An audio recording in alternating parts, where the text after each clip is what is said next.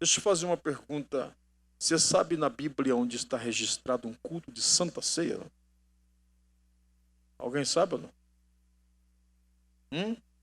Quem sabe? Alguém sabe? Se souber, vai ganhar um prêmio. Quer ver? Agora vai aparecer. Vamos ver se alguém acerta pelo menos o livro. Um culto de Santa Ceia. Mateus 26. Alguém, pelo menos sugestão. Alguém sabe ou não? Tudo bem. Então vamos falar desse culto hoje. Atos dos Apóstolos.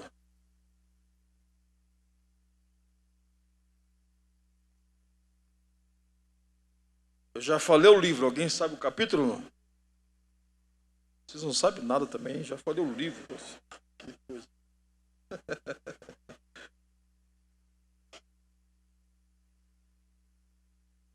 Atos dos Apóstolos. Quem achou o livro de Atos, diga amém. Agora acha aí o capítulo 20.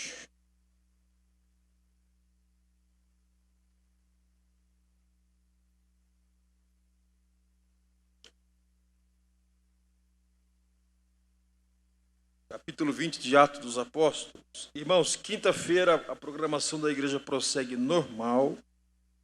Quinta-feira tem aqui, ou será ao vivo aqui uma programação dos nossos irmãos, ou o André vai providenciar aí uma live e colocar ao vivo para os irmãos não ficar sem nada lá na vossa casa. E no domingo nós temos a escola bíblica dominical. Domingo tem o retorno dos cultos, Adriana, culto das crianças. É domingo que retorna o culto das crianças. Domingo à noite, lá no auditório, retorna o culto das nossas crianças. Então, todo o povo de Deus reunido aqui domingo à noite, a partir das 18 horas. Você vem para o culto, os irmãos da sede, venha para o culto servir a Jesus. Todos vêm para o culto. Ninguém fica em casa. Vamos todos servir a Jesus. Nós esperamos todos aqui, vocês aqui, no culto de domingo. Convide amigos, convide famílias. Venha servir a Jesus. Com certeza Deus tem uma palavra para cada coração. Todos os departamentos, orquestra, grupo de louvor, círculo de oração, mocidade, adolescentes, tudo funcionando dentro da sua normalidade. E vai ter um grande culto aqui, em nome de Jesus. Capítulo 20, verso 1. Quem achou, diga glória a Deus. Depois que cessou o alvoroço, Paulo chamou a si os discípulos. Quando nós começamos a estudar o livro de Atos dos Apóstolos, acho que foi ano passado, que nós estávamos estudando o livro de Atos, nós não conseguimos concluir. Se não me engano, nós paramos 17. O que é? Você lembra? Foi no 17, rapaz. Então vamos pregar o 17. Mas eu estou com vontade de pregar o 20 agora. Então vamos pregar o 20. Então vamos pular 18 e 19. Se houver oportunidade, a gente volta no 17. Muito bem. No capítulo 20, verso 1, diz assim: depois que cessou o alvoroço, Paulo chamou a si os discípulos e, abraçando-os, saiu para a Macedônia. E, havendo andado por aquelas terras, exortando-os com muitas palavras, veio à Grécia.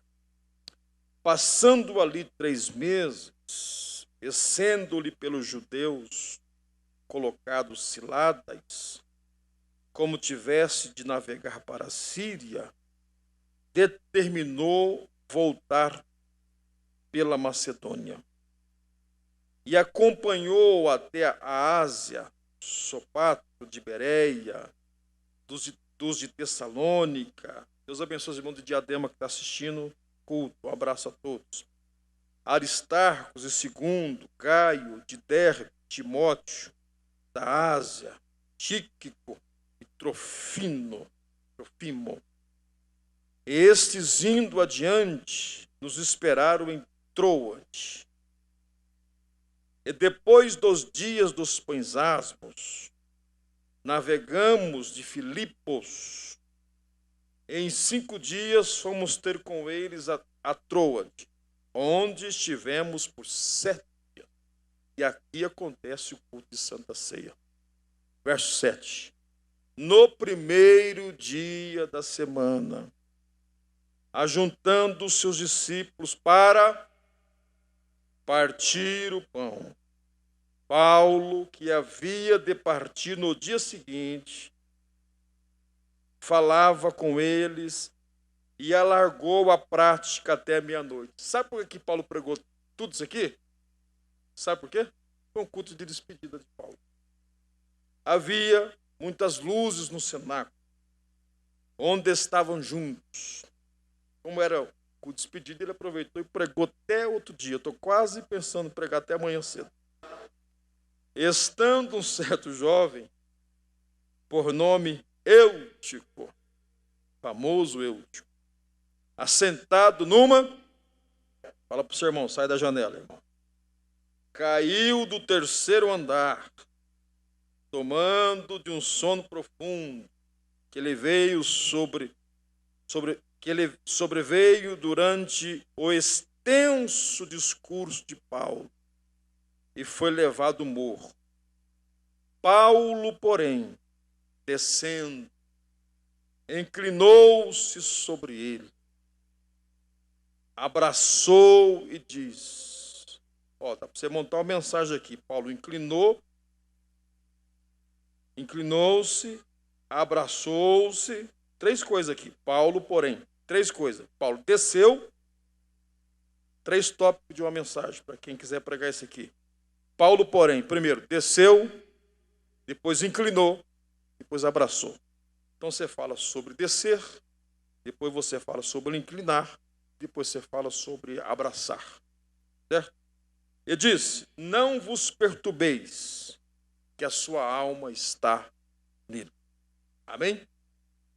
Meus irmãos, o capítulo 20, ele tem, de Atos dos Apóstolos, tem umas coisas muito importantes, algumas lições que nós vamos meditar aqui esta noite. É um capítulo conhecido, principalmente no contexto desse acidente que teve nesse culto.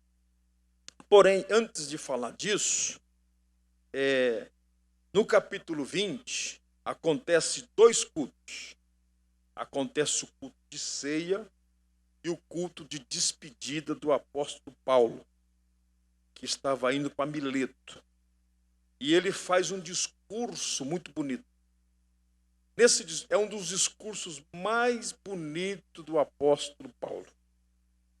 Porque nesse discurso ele cita o versículo que é um texto áureo para todos nós, pastor, que é o verso 24, que diz, mas em nada tenho a minha vida por preciosa, contanto que cumpra com alegria a minha carreira.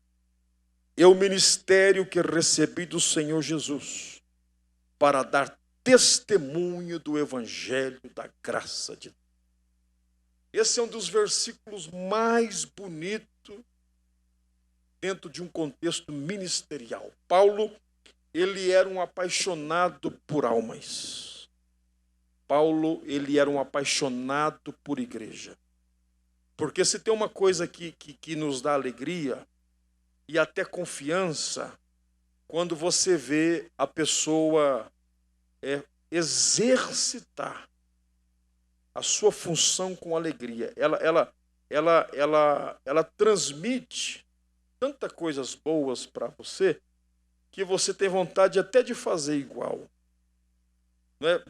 Você não sente canseira quando você vê que a pessoa ela está exercendo com alegria. Você já entrou dentro de um estabelecimento que a pessoa te tratou com tanta alegria que você teve que comprar, nem se for um negocinho pequeno, para ver se compensasse tudo aquilo, a recepção que você recebeu daquela pessoa. Você fica constrangido de não fazer nada ali.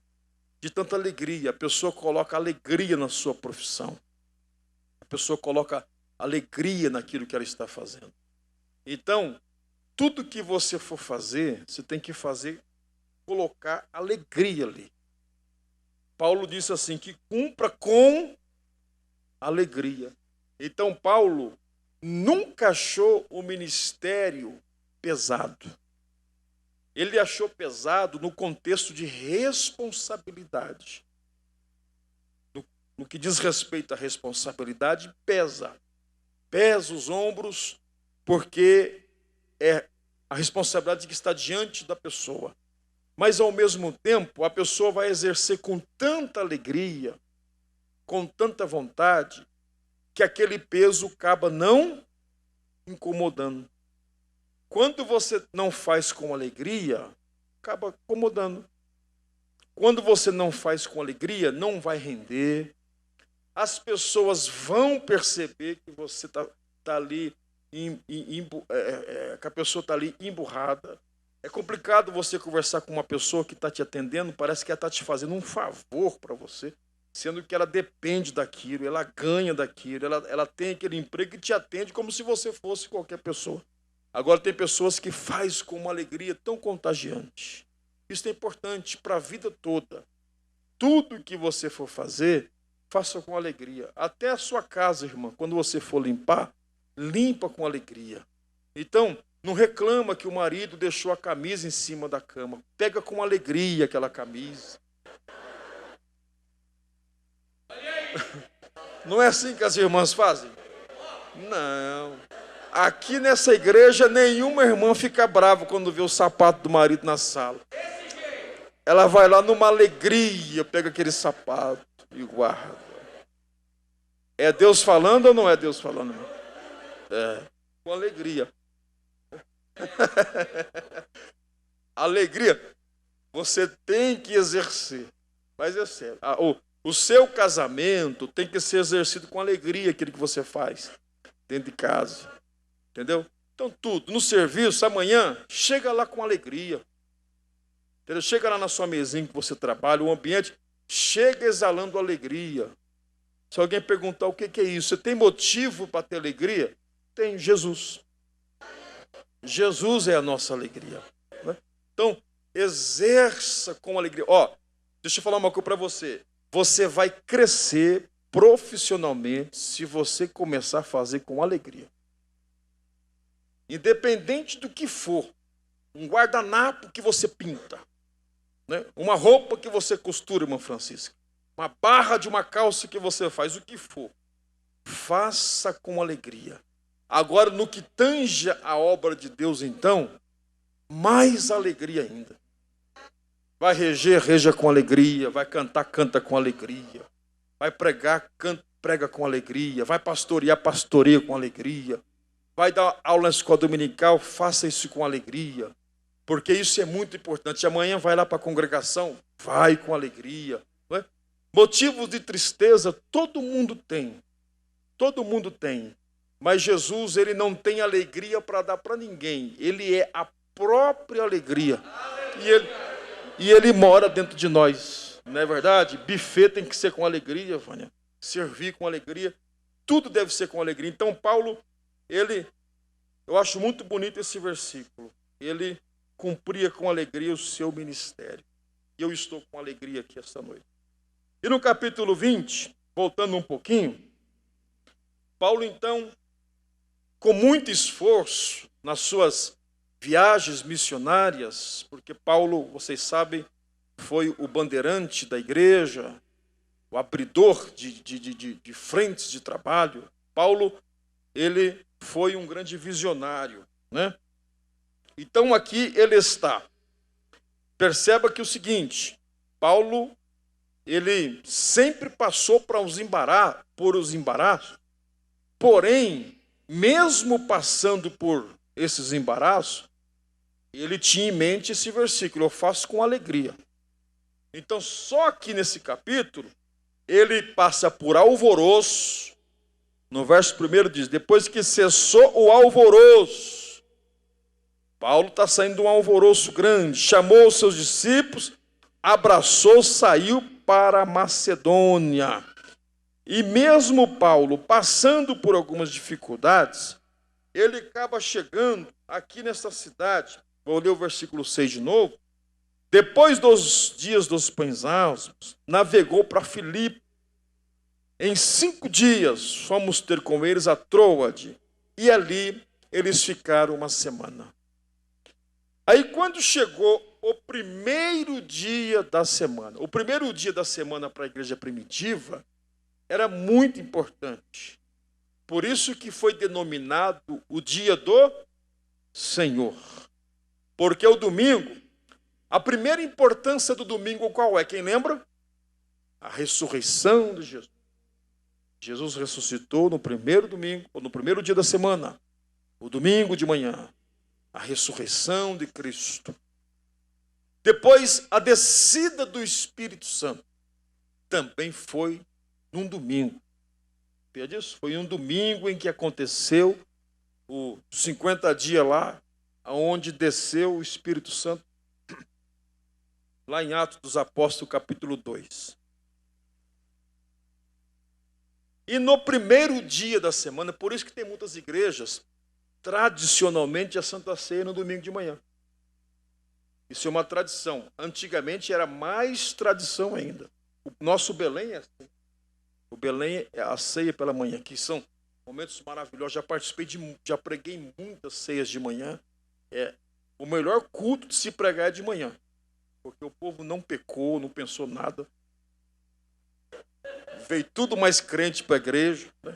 Porque até chegar à noite acontece tanta coisa, né?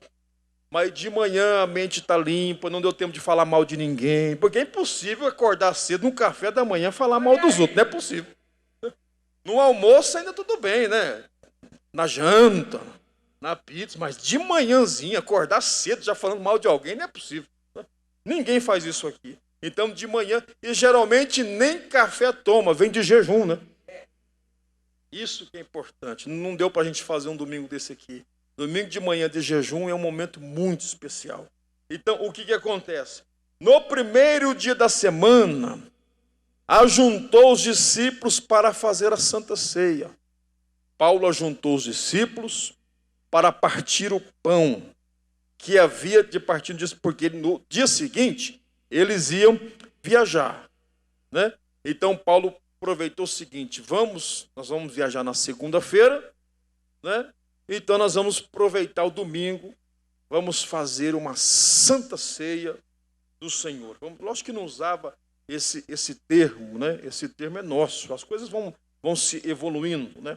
Mas a ceia pode até chamar noite da comunhão, dia da comunhão, manhã do partir do pão, são nomes que são sinônimos de Santa Ceia, mas o nosso é Santa Ceia do Senhor. Mas na Bíblia não tem esse nome não, na Bíblia tem partir do pão. Mas muito bem, mas a nossa é a Santa Ceia. Partir do pão. Aí Paulo, nesta Santa Ceia, ele alargou a sua prédica, a sua pregação. Paulo foi pregando. Aí, o que eu quero enfatizar um pouquinho com vocês aqui agora é o acontecimento que teve nessa ceia. Todo mundo conhece o episódio deste jovem. Como que é o nome dele? Eúdio. Esse jovem aqui que estava no culto de Santa Ceia, inclusive. Esse culto ele foi feito no terceiro andar do cenáculo. Lá eles estavam reunidos, ceando, Paulo entregando a sua mensagem, entregando a palavra, pregando a sua mensagem, com certeza ali falando do Evangelho, falando da ressurreição de Cristo, que era geralmente a tônica da pregação do apóstolo Paulo. E Paulo e Eutico conseguem dormir na mensagem de Paulo. Tem gente que gosta de falar assim, a mensagem de Paulo estava cansativa. Paulo falou muito. Paulo pregou demais. Pregou tanto que até o Eutico dormiu. Mas, na verdade, o que fez esse moço dormir não foi o extenso discurso de Paulo. O que fez o Eutico dormir não foi porque Paulo pregou muito. O que fez o Eutico dormir foi exatamente o lugar onde ele estava sentado. Porque, deixa eu falar uma coisa. Todo mundo, não é novidade o que eu vou dizer aqui, o que simboliza uma janela. Ela tem vários símbolos. Ela significa muita coisa. Mas uma das coisas simples, mas objetiva, que a gente tem que tomar cuidado em relação à janela, é porque a janela, ela nos permite o quê? A janela nos permite nos envolver com dois ambientes. É aí que está o problema. A janela, ela nos dá a oportunidade de perder o foco. Porque outras coisas nos chamam a atenção. É aí que está. Se o Eutico tivesse prestando atenção no culto, concentrado nas coisas espirituais, no que Paulo estava pregando, ele teria evitado esse acidente. Mas a janela nos faz distrair com o que está acontecendo lá fora.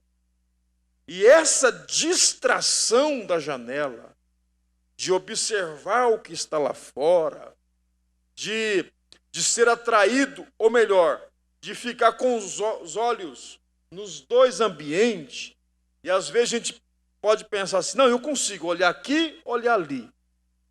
Né? Nós temos esse mau hábito, que eu me incluo nisso aqui, às vezes, de achar que a gente consegue fazer duas coisas ao mesmo tempo. E achar que a gente vai conseguir prestar atenção em duas coisas ao mesmo tempo. Um exemplo, eu sei que eu vou profetizar agora, com dom de revelação. Eu vou dar até nome aqui se precisar. Tem gente que dirige olhando no celular. Deus está falando ou não está? Pronto. Falando comigo, inclusive. Então, mas quando a gente está assim, esse inimigo do zap, que às vezes é inimigo, às vezes é amigo, mas às vezes é inimigo, toca aquele barulhinho, a gente quer ler e responder a mensagem. Mas a gente pensa assim, não, eu vou conseguir dirigir e vou conseguir ver o celular. Domingo nós tínhamos esse problema, da onde a gente estava vindo. Era para nós pegar uma direção, eu sei que nós fomos parar lá num tal de Santo Amaro. Mas por quê? Eu tinha que resolver, mas era uma coisa que eu tinha que resolver. Não é? E o Juan acabou me deixando na mão, saiu com o pessoal da igreja lá, e ficou só eu e a digníssima, que não gosta de dirigir, eu tinha que dirigir e resolver um negócio. E eu acabei me perdendo nas placas, e falei, agora nós estamos perdidos aqui. Aí até que nós foi a sair lá no tal de Avenida do Estado. Mas nós andou aquele São Paulo lá que não tinha nada a ver o caminho que a gente ia fazer. Mas foi a distração de um negócio que eu tinha que resolver. Mas a gente pensa, eu estou usando esse exemplo, que é errado, não pode fazer isso, a gente achar que a gente consegue. Fala a verdade, você já não pensou assim? Não, eu consigo. E levou uma multa. Quem já levou multa por causa disso aí? Vai aí, ó. Um monte aqui no púlpito, aqui todos os obreiros. Levou multa. Entendeu? Então o que acontece? Mas não é assim, pastor Leonildo. A gente pensa que dá conta. Não, eu vou conseguir. Não, eu vou dar. Um exemplo, quem é motorista aqui já viajou muito de noite e tal, você pensou assim, Natanel, você que gosta de estrada. Não, eu estou com sono. Aí você, não, eu vou conseguir. Quantos já não fizeram isso? Não, eu vou. Não, é melhor parar, dormir, descansar. Não, eu vou conseguir sim. Aí a gente dorme com o olho aberto. Não é? A mente vai, daqui a pouco você bate no negócio lá. Mas o que você pensou? Eu vou conseguir. Tudo isso são janelas que abrem para nós. São janelas. E isso na vida, isso, se a gente for listar as janelas que abrem para nós, não, eu consigo. Não, eu dou conta. Os solteiros aqui, jovens aqui, não, eu consigo namorar com 3, 4. Mas no meu tempo dava, quando eu era solteiro. Mas hoje, com rede social, eu duvido você namorar 3, 4 e eu não descobrir lá no Facebook. Nos meus 20 anos atrás, era comum isso aí, ninguém descobria. Não é? Mas hoje, como? As janelas te acham. Entendeu? As janelas te pegam. Então nós vivemos uma época muito complicada, com as janelas que se abrem para nós. Então não dá para você, não, sou casado, mas vou ter outra. É uma janela. É janela. É janela que abre. Essa janela vai levar você para o inferno, inclusive. Entendeu? E outras coisas. Não, eu consigo, não dou conta, não, ninguém vai ver, ninguém vai saber. São janelas que vão se abrindo. Entende? E essas janelas que vão se abrindo, o que acontece? Te faz você distrair. São as distrações. Essas janelas podem ser amizades. Não, eu posso contar para esse aqui. Não, eu contei só para ele. E a gente não acha que vai ficar só ali. Daqui a pouco vem um desastre, porque você confiou naquela janela. Então você tem que ver em que janela você está confiando. A janela faz você perder o seu foco. Você não vai conseguir fazer muita coisa ao mesmo tempo. Então, se Eutico ficasse apenas com foco na mensagem, seria diferente. Mas a distração de olhar lá fora, aquilo tirou o foco do Eutico. Então você não pode ter janelas na sua vida. Você tem que aprender a fechar janelas. E outra coisa, você olha para a janela, daqui a pouco o perigo não é só olhar na janela. Daqui a pouco você está sentado nela. Olha aí. Tanto lugar para sentar foi sentar na janela. Por que a gente gosta de viajar no ônibus ou no avião na janela? Porque você quer participar de dois ambientes, né? Tem até um ditado, chegou agora, já quer ir na janelinha, né? Mas pensa que isso é importante. Não, a janela é um perigo. A janela é uma distração para a nossa vida. Então, você sabe que tipo de janela que abriu para você. Que tipo de janela que está se abrindo para você. Vai lá e fecha a janela. Senão você vai se distrair. Um exemplo, por que você não consegue terminar um curso que você começa? Por causa das janelas. Por que você não consegue ter uma vida consagrada? Hoje eu vou jejuar, vou consagrar. Daqui a pouco você já perdeu tudo. Janelas. Por que você não consegue ler a Bíblia? Janelas que se abrem. Não, vou fazer um propósito. Que propósito que você fez no comecinho de 2021? Começou em janeiro. Você lembra do propósito que começou? Em fevereiro já acabou. E nós já estamos em junho. Quem fez propósito de ler a Bíblia esse ano todo aí? Quantas pessoas? Então está seguindo? Glória a Deus por isso, irmã. Irmã Barros, a senhora é uma crente naquela casa lá. Por isso que o Wagner é desse jeito. Então, tem que prosseguir. Mas o começo da viagem é uma coisa. Mas se você ficar olhando para a janela, daqui a pouco você para.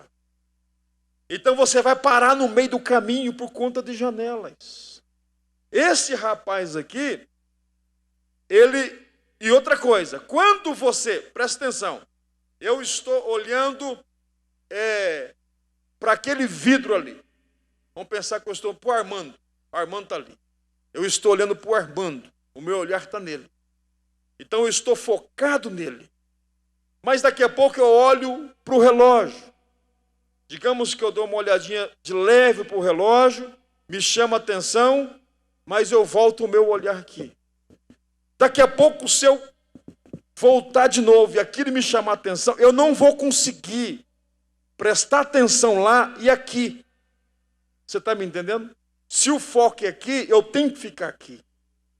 Então, se eu abro a janela desse lado aqui e volto a atenção, eu não vou conseguir dar conta de fazer 100% ali. Então, para a sua vida secular, isso não é só na vida espiritual, na vida do relacionamento do casal, na vida particular, na sua vida profissional, fecha todas as janelas que abre e fica numa. Não adianta você abrir todas as janelas e não dar conta de nenhuma. Porque aquilo só vai te distraindo. No final, corre-se o risco de ter uma queda. Entendeu? E geralmente quem cai da janela não cai para o lado de dentro, cai para o lado de fora. Esse que é o problema. Porque a distração de fora chama muito a atenção. Você pode perder o apetite das coisas espirituais por conta das distrações da janela. Você pode perder o apetite das coisas de Deus, porque a janela chamou a atenção. E devagarzinho você vai se desligando daquele compromisso que você tinha com Deus. E você nem prestou atenção que foi as janelinhas que foram se abrindo. Então, esta noite, feche todas as janelas e mantém seu foco. Tá certo? Porque a janela faz você perder o foco. Você não vai conseguir ter direcionamento. Você vai perder o foco. Você não vai crescer na sua vida se você não tiver foco. Porque só cresce na vida quem tem foco. Só cresce na vida quem se dedica a uma direção. Você não consegue chegar no lugar correto com várias direções. Você tem que criar uma linha de chegada. Você tem que traçar um objetivo na sua vida e seguir. E mesmo que outros pensem diferente, mas você siga naquilo que você acredita. Paulo era dessa forma. Por isso que ele foi o escritor capaz de dizer que nós temos que olhar para quem? Para Cristo. Foco. Fica na direção. Não perca o seu foco. Porque senão você não chega. Então, quem pode tirar você da linha de chegada é a janela. Quem pode atrapalhar você chegar em algum lugar são as janelas. Você, adolescente que está aqui, jovem, obreiros, família, quem estiver me assistindo, feche todas as janelas que não contribuem para o seu crescimento. Aleluia. Todas as janelas que não te agregam em nada. Entendeu? Toda janela que não agrega conhecimento, que não agrega coisas espirituais, que não vai te ajudar em nada, fecha. Fecha. Porque se não vai te ajudar, para que você vai ficar perdendo tempo? Você só vai apenas se distrair. E o perigo de vir um sono. E outra coisa, havia muitas luzes no cenáculo, onde eles estavam juntos. O cenáculo era bem iluminado, a mensagem de Paulo com certeza era boa. Eu acho muito difícil Paulo não estar pregando uma boa mensagem ali. Eu acho muito difícil Paulo não estar trazendo ali coisas boas, interessantes para aquele culto de Santa Ceia. Mas mesmo tendo coisas boas dentro do cenáculo, tem gente que tem coragem de dar mais valor na janela do que no cenáculo. Você entende? Você consegue dar mais valor nas coisas de fora do que naquilo que tem dentro da sua casa, do que naquilo que tem dentro da sua igreja. Entendeu? Porque o de fora sempre vai chamar a atenção. Aí quando você olha muito para aquilo que está lá fora, você não valoriza aquilo que está aqui dentro. Porque quando você olha muito aquilo que está lá fora, você vai começar a fazer o quê? Comparações. Você vai achar que aquilo lá fora é melhor do que aquilo que está dentro. Você percebe que isso é uma abrangência de contextos que isso pode alcançar. Você olhar para essas distrações e daqui a pouco aqui já não serve mais. Aquilo que está aqui dentro não serve mais. Não é porque Paulo não tinha uma boa mensagem, é porque Eutico estava distraído. Você está entendendo? Então, não é que a sua cidade não é boa, é porque você não olha aquilo que está bom. Não é porque a sua igreja não tem coisa boa, é que você está distraído com a janela. Não é que dentro da sua casa não tem coisa boa, é porque você está olhando a casa do vizinho. Entendeu? Não é que o outro pode mais do que você não parou para ver o valor que você tem. É a janela. Então você só acha todas as pessoas melhores, todo mundo conquista, só você que não, é porque você não olhou para você. Então não fique se medindo pelos outros. Você se inspirar nas pessoas, ok. Mas você não pode pautar a sua vida na conquista das pessoas. Você tem que ter o seu objetivo. Você tem que ter o seu valor. Você é valoroso, você tem valor. Então quando você chegar na sua casa esta noite, você vai chegar na frente daquele espelho que tem lá naquele banheiro, ou naquela sala, ou naquele quarto. Você vai olhar para você, em vez de você olhar a foto de alguém no Facebook e ficar olhando, mirando, beijando e querendo ser igual, você pega aquela imagem que está naquele vitrô lá do vidro, ou melhor, do espelho da sua casa. Você olha para aquela imagem, admira aquela imagem que está lá e diga: você é uma bênção, você pode, você tem valor, você também tem chamada de Deus. Então, dependendo das janelas que se abrem, você passa a não acreditar nem em você. Nem você. Lógico que todos nós dependemos das pessoas, mas tem pessoas que se fecham tanto que ela não é capaz de nada. Ela não consegue ver o seu valor. E a Bíblia conta uma passagem do lado do famoso Gideão. Aquilo ali, Deus estava fazendo o Gideão ver a sua autoimagem, porque Deus mexeu com a autoestima dele. Varão, quando Deus fala assim, vai nesta tua, ou seja, é tua, então vou ter que olhar para mim. Você está me entendendo? O anjo falou assim, vai nessa tua força.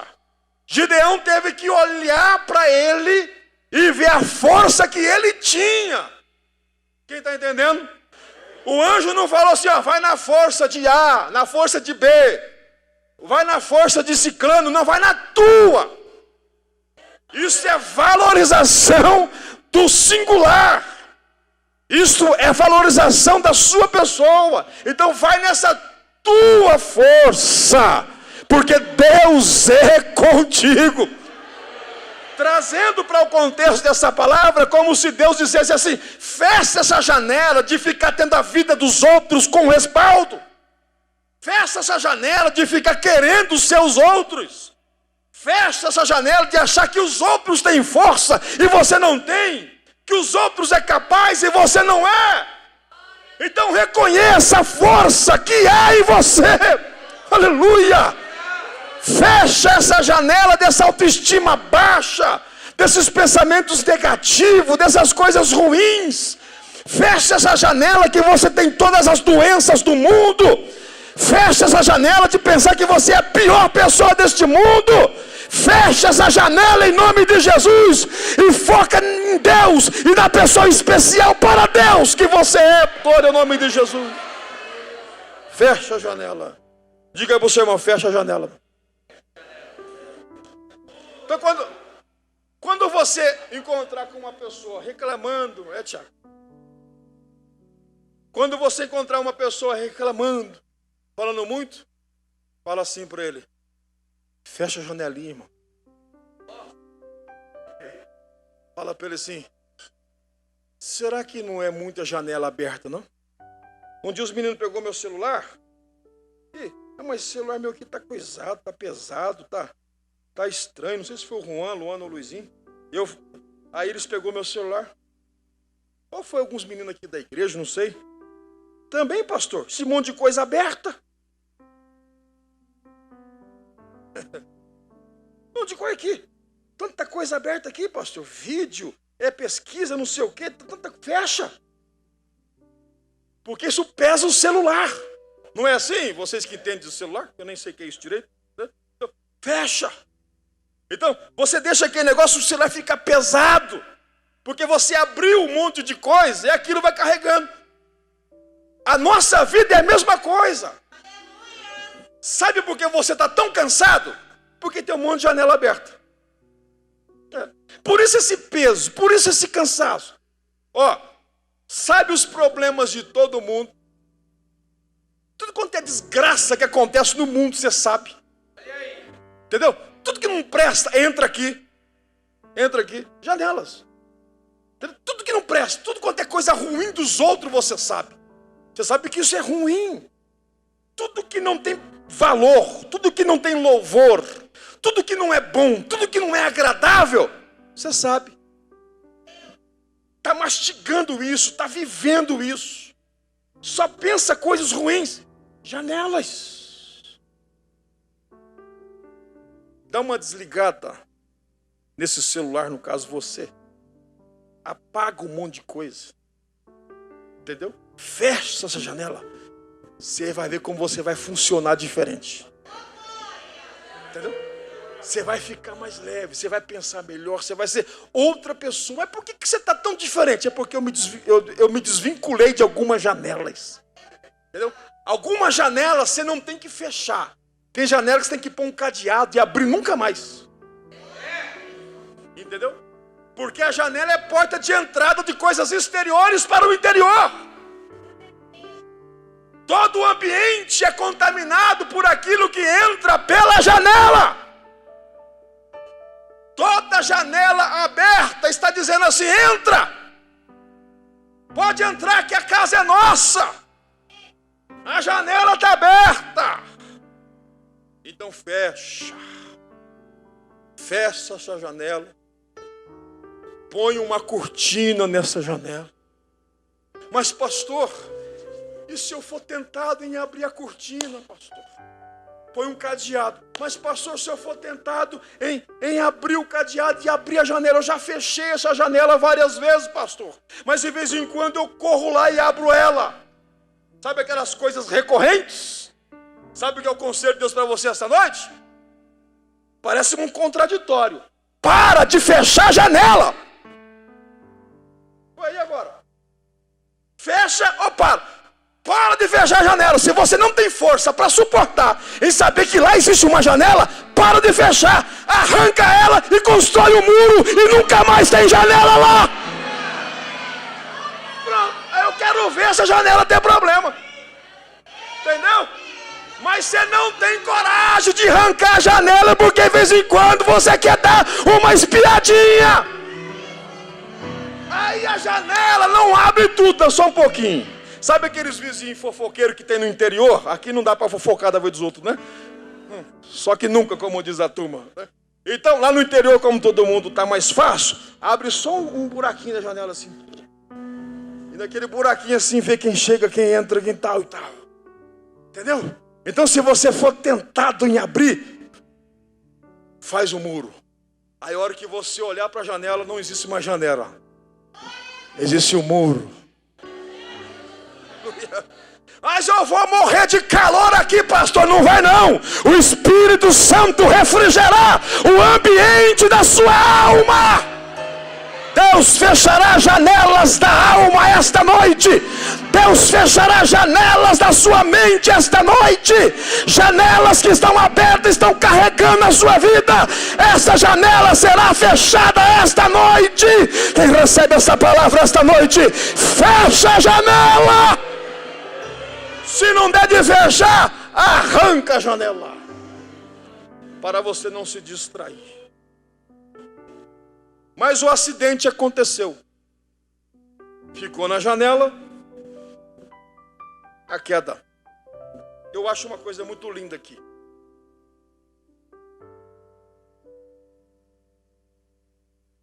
Diga comigo assim, o Eutico caiu. Vamos pedagogizar agora. Nós estamos no culto. O pastor Celso está sentado lá na janela.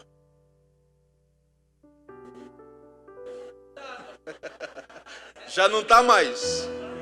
Já saiu da janela. A Adriana está na janela. A Adriana não está na janela, já está lá do lado de fora já. Muito bem. Digamos que, pensa comigo, ali é uma janela. Ok? Aí uma criança, um jovem, uma criança, sobe, senta e cai da janela. O que nós vamos pensar?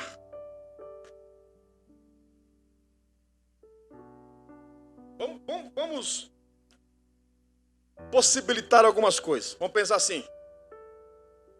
Todo mundo aqui vai dar uma opinião, concorda? Você concorda se alguém cair daquela janela, todo mundo aqui terá uma opinião? Concorda, Hugo? Mas quem mandou esse jovem subir lá? É a primeira coisa. Depois, vamos pensar assim. Mas também uma janela ali. O outro. Mas quem mandou deixar a janela aberta? Mas por que construir uma janela ali? Se for uma criança, mas cadê os pais desta criança? Se for um jovem, cadê os líderes de jovem desta igreja? Ou então, quem é o famoso culpado? Pastor. Mas o pastor não está vendo que não pode ter janela ali? Quando acontece um problema, a gente não quer achar o culpado? Sim ou não? Se caísse alguém da janela ali, você concorda comigo que era perigoso até o culto acabar? E isso aqui aconteceu no culto de ceia. Culto de Santa Ceia. Paulo pregando, o Eutico cai da janela. Aí a atitude é linda desta igreja. Ninguém acusou. Ninguém deu opinião.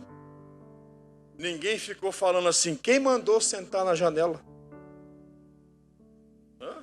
Porque é assim, se alguém errar, quem mandou também? Os acusadores ressuscitam. Inclusive acusadores com a vida toda manchada. Não vale nada, mas quer acusar. Quem mandou subir na janela? Eu avisei, eu sabia que ia dar nisso. Está vendo? Mas o que me chama a atenção, a liderança. Paulo representa a liderança. Aí, quem sabe para agradar a plateia, levanta o famoso pastor da igreja e começa a falar, é assim mesmo. Esses jovens que ficam na janela. Está na Bíblia. Esse povo que não quer saber de nada. Mas nós aqui é santo. É assim? Nós excluímos as pessoas.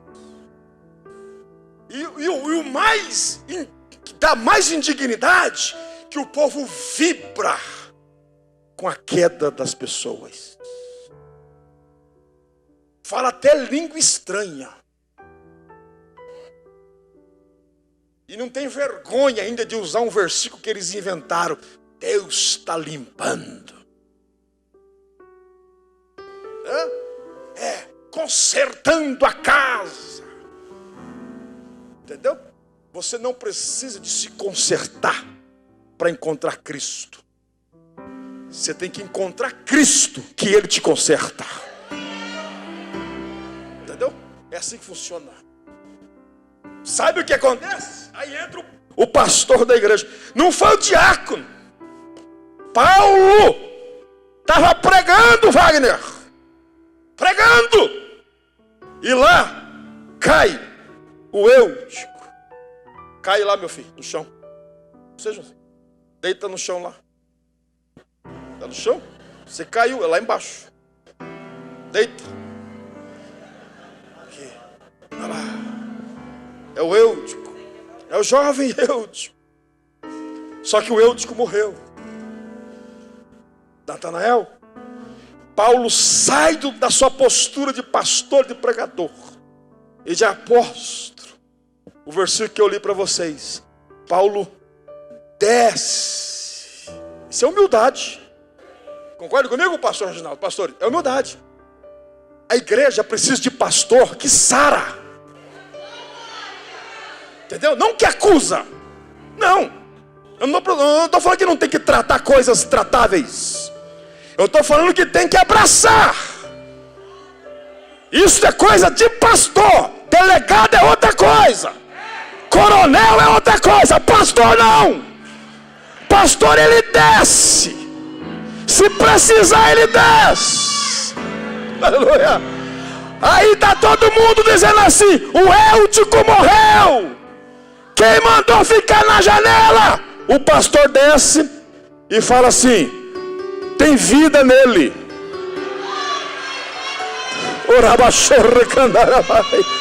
Tem vida. E a Bíblia diz então que Paulo pega, abraça o Eutico, abraça e diz assim: tem vida nele, tem vida nele, tem vida nele, tem vida nele.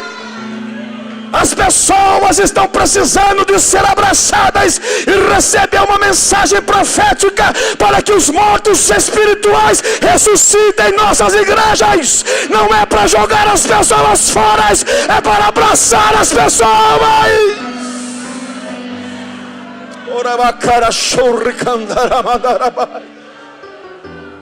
Abraçar. E o pastor tem que ter palavra de bênção. Enquanto todo mundo está falando assim: está morto, o pastor fala: tem vida. Entendeu? Eu dou um voto de confiança nele. E outra coisa, a igreja era tão focada que ela não se perdeu. Paulo desceu, houve uma ressurreição. Olha o tamanho do milagre. Só que aí tem uma coisa linda na Bíblia. O milagre não é grande, a ressurreição, sim ou não? Mas para a igreja era mais importante o culto da ceia do que a ressurreição do Eutico. Entendeu? Tem gente que por causa do milagre ele faz tanto barulho que aqui até largar Jesus. Mas a igreja não houve a ressurreição, Paulo foi lá, mas a igreja continuou cultuando, porque Jesus é maior do que qualquer milagre. Jesus é mais importante do que qualquer milagre. Quem quer isso, levante a mão e adore a Jesus. Então, se alguém cair da janela, abraça.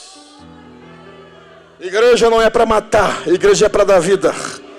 Igreja não é para condenar, é para direcionar o caminho que liberta e o caminho que salva. Igreja é isto, igreja é isto. A igreja precisa de abraçar e dizer: não, eu acredito que ainda vai dar certo. Os que crê, fica de pé adorando a Jesus. Fica de pé adorando a Jesus. Aonde tem vida aqui, aonde tem vida, onde estão os Eúticos que estão vivos, aonde está a igreja que está viva, a igreja que está viva. Oh, glória ao nome de Jesus, glória ao nome de Jesus. Então adore a Jesus esta noite. Você tem vida, a solução para você que caiu da janela para receber uma grande bênção de Deus esta noite.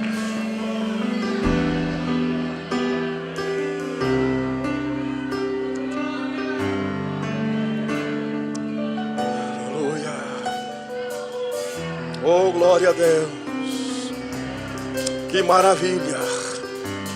Quem recebe vida esta noite? Quem recebe vida esta noite? Quem recebe vida esta noite? Onde estão os crentes vivos que adoram a Jesus? Estão com as mãos lá em cima. Adoremos ao Senhor. Adoremos a Jesus. Adore ao Senhor. Adore ao Senhor. Volte para sua casa com vida. Você que está na sua casa, receba a vida. Você que está me assistindo, Eutico que caiu da janela, a vida em você, Eutico.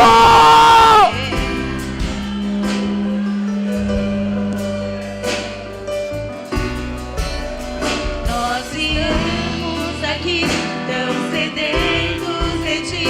Venha, ó Deus, venha, ó Deus, enche este lugar. Eu desejo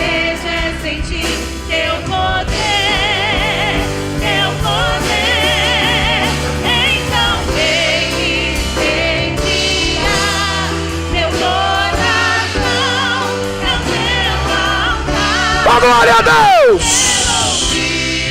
A igreja adora a Jesus.